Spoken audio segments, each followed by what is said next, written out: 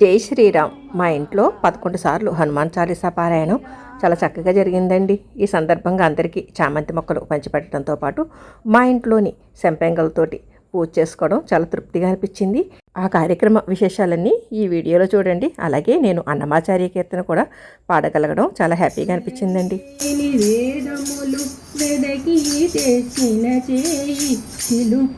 గుక్కని కింద చేర్చు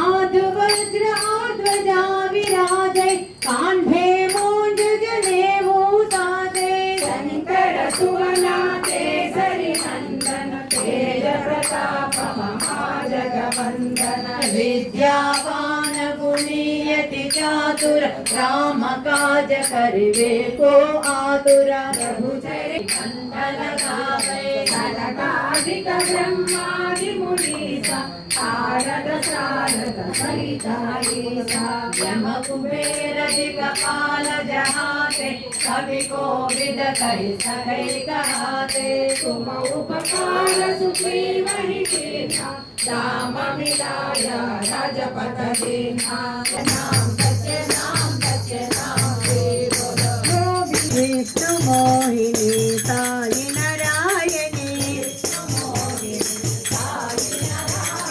वीराभितनये साई नारायणी विष्णु मोहिनी साई नारायणी. ఇదే సందర్భంగా సాయిబాబా వారి భజన కార్యక్రమం జరుపుకోవడం కూడా చాలా తృప్తిగా అనిపించిందండి.